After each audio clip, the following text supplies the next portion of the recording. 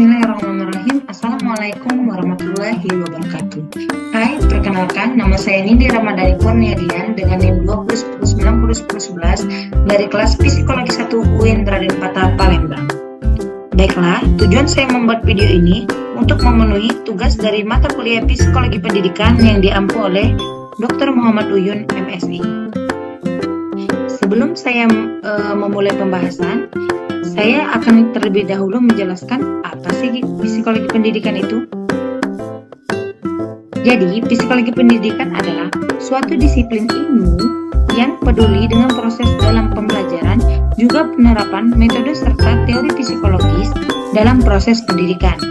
Yang dimaksud dalam pembelajaran ialah suatu proses edukatif yang melibatkan pendidik dan peserta didik sebagai pelaku utamanya.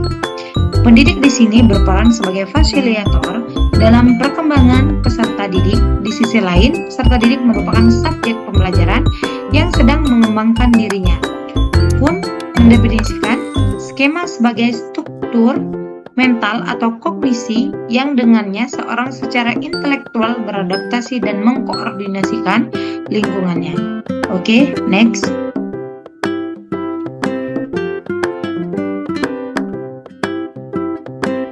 Akan saya bahas pada video kali ini yaitu faktor yang mempengaruhi belajar. Apa sih faktor yang mempengaruhi belajar?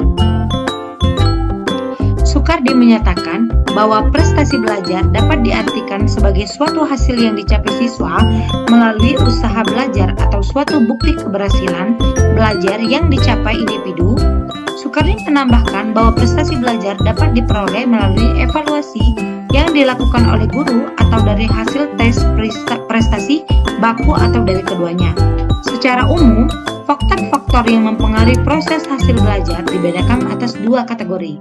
Yang pertama, itu faktor internal, dan yang kedua, itu faktor eksternal. Kedua faktor tersebut saling mempengaruhi dalam proses individu sehingga menentukan kualitas hasil belajar. Oke, next. Yang pertama kita akan bahas tentang faktor internal. Jadi sudah jelas ya, faktor internal itu adalah faktor dari dalam. Faktor yang berasal dari dalam diri individu dan dapat mempengaruhi hasil belajar individu. Faktor internal ini meliputi faktor fisiologis dan psikologis. Kalau fisiologis adalah faktor yang berhubungan dengan kondisi fisik seseorang. Faktor ini dibedakan menjadi dua, yaitu keadaan tonus jasmani, yang kedua itu adalah keadaan fungsi jasmani atau fisiologis. Selama proses belajar berlangsung, peran fungsi fisiologis pada tubuh manusia sangat mempengaruhi hasil belajar, terutama pada panca indera. Tetapi di sini kita bisa meningkatkannya dengan cara pola hidup yang sehat, istirahat yang cukup, makan makanan yang bergizi, dan lain sebagainya. Yang kedua, faktor psikologis. Faktor psikologis ini adalah keadaan psikologis seseorang yang dapat mempengaruhi proses belajar. Beberapa faktor psikologis yang utama mempengaruhi proses belajar adalah kecerdasan siswa, motivasi, minat, sikap, dan bakat, contohnya kecerdasan inteligensi. Kenapa faktor psikologis ini berpengaruh dalam proses belajar? Karena kalau psikologisnya saja tidak bagus, maka hasil belajarnya akan menurun. Contoh, ketika seseorang sedang mengalami stres, maka dia tidak akan fokus dengan belajar, karena dia selalu memikirkan permasalahan yang ada dalam hidupnya. Yang kedua, faktor eksternal. Jadi faktor eksternal juga dapat mempengaruhi proses belajar. Dalam hal ini, seorang Syah menjelaskan bahwa faktor eksternal yang mempengaruhi belajar dapat digolongkan menjadi dua golongan, yaitu faktor lingkungan sosial dan faktor lingkungan non-sosial. Adapun faktor lingkungan sosial sekolah, seperti administrasi dan teman-teman sekelas, dapat mempengaruhi proses belajar seorang siswa. Hubungan harmonis antara ketiganya dapat menjadi motivasi bagi siswa untuk belajar baik di sekolah. Maksudnya di sini lingkungan sosial sekolah.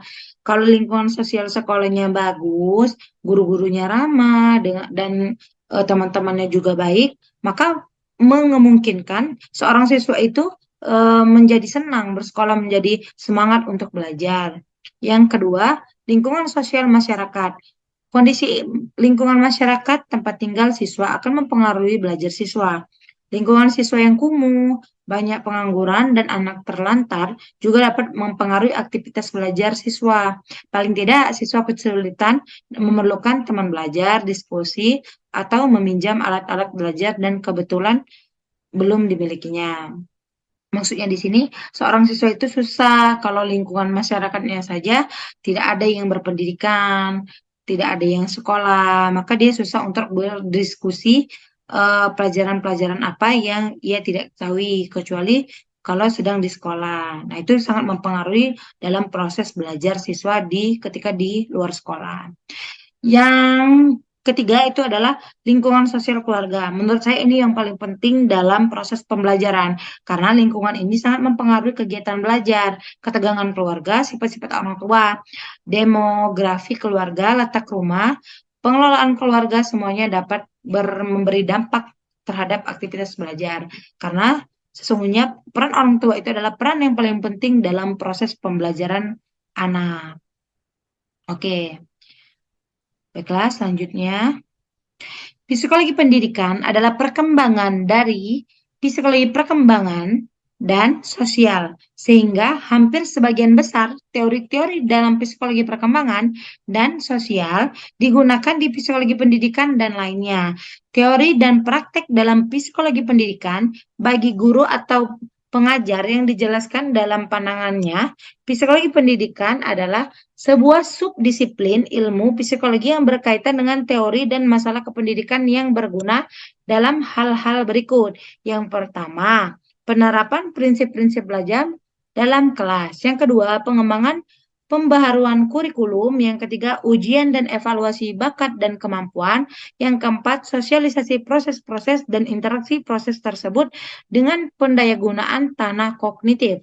Yang kelima, kepribadian pendidik. Yang keenam, memberikan pengaruh yang amat besar bagi sikap yang sebenarnya karakter maupun hidup belajar dari seseorang peserta didik, sehingga seseorang peserta didik sebelum mengajar, maka ia perlu mengetahui kepribadiannya sendiri. Dan psikologi pendidikan sebagai sebuah disiplin ilmu yang mengkaji pengembangan semua potensi dan kecakapan yang dimiliki peserta didik dalam interaksi antara individu, dapat membantu pendidik untuk mempunyai pemahaman yang baik tentang diri sendiri. Sehingga melalui pemahaman terhadap diri sendiri, seorang dapat mengajar secara bijaksana.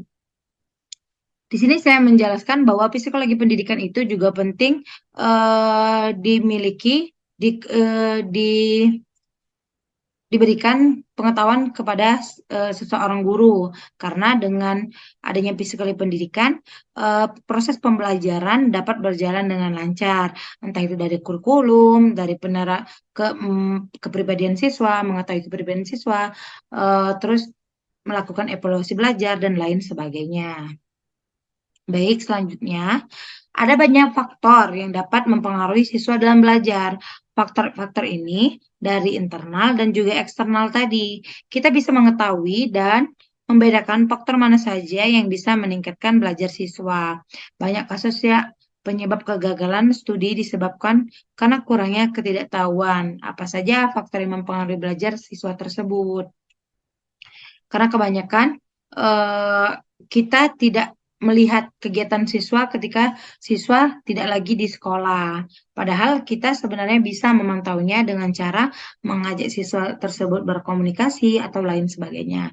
Dan yang paling penting, faktor yang mempengaruhi belajar ialah kemauan belajar dari diri seseorang. Dengan adanya kemauan ini, rasa ingin belajar pun akan bisa berjalan dengan lancar. Maksudnya di sini dengan adanya kemauan kita untuk belajar, untuk tahu akan sebuah ilmu itu, maka akan meningkatkan rasa ingin tahu kita mendapatkan ilmu tersebut.